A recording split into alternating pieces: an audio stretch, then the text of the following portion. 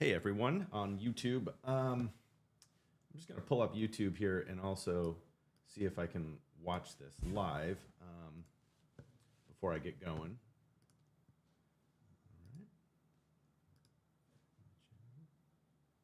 It simplified everything.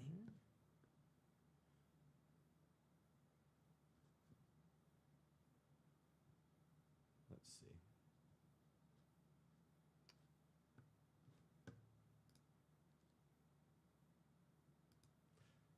Apparently I'm live right now, but I'm waiting to actually see it catch up on YouTube. And there we are. All right, perfect. Awesome. All right. Okay, I'm going to keep the live chat pulled up here. I can't see if anyone's actually joining us at the moment, so I'm just going to get the ball rolling here. Just going to pull up my camera window here. Okay, perfect. All right, everyone. I want to talk about barometric headaches today. Barometric headaches are a plague. They're awful. They're just terrible. I mean, if you have barometric headaches, you know. So I woke up this morning here on a rainy day here in November in Vermont, and I had kind of the classic, just dull, achy across the suboccipitals, kind of working its way around to my temples.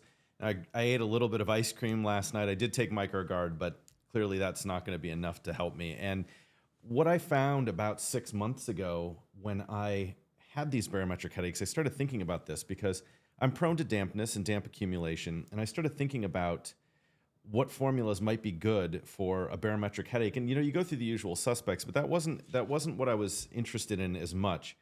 I had randomly grabbed Hoshang Zhengqi-san. This was the formula that I had grabbed, and I was thinking, boy, well, it's good for damp. And what I realized is that it's got actually a pretty decent little dose of Bijur, and Bijur, as we know, is empirically known to stop pain, and it's actually particularly great at stopping pain in the head. And I was like, you know what, I'll give it a shot. And what I did was I took 3 very big, very rounded scoops, ended up being about 6 to 7 grams in one dose. And I took it, and I didn't really think much of it. I just knew, let's just see what happens. I went in my office, I sat down, I was just working. And about 15 minutes later, I realized that headache, that pressure was gone. And I was like, huh. And then the pain just dissipated completely. It was like I was back to normal. And I thought, huh, it's coincidence? Hard to say. But I get these fairly frequently. And so I waited for the next time for this to happen. And I repeated the experiment, right? Elementary laboratory behavior. I repeated the experiment.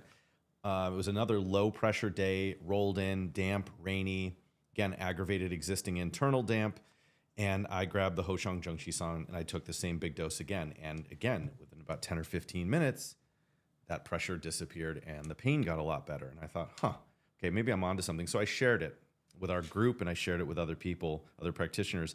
And they would give it to either themselves or to their patients that were manifesting these kind of barometric headaches due to dampness, internal dampness accumulation triggered by or exacerbated by external dampness.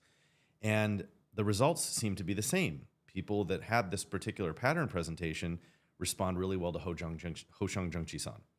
So this morning, again, I woke up and I did my big dose and I greatly reduced my headache. In fact, I'm scheduled here to do another dose here in a little bit, but I wanted to share that because I think it's a really important piece of information clinically for those of you practicing Chinese medicine to do proper pattern discrimination with your patients. But if they are manifesting this way, that this is a very viable option to give them.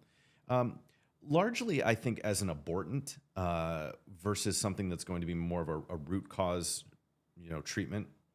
It's a good thing to have on the shelf if you are working on those root patterns and a patient has a flare-up of this particular type of headache. This is a good one to have on hand. So I'm going to keep this brief today because I don't really have a whole lot else to add to this other than I found that this works and this is something empirical, and I'm interested in gathering more data out there for people who are prescribing herbs, Chinese medicine practitioners prescribing herbs for these types of conditions. Let's get some more feedback going and let's see if this is something that really develops into a broader and larger pattern, and maybe this is something we can share with everyone. So, thanks for listening.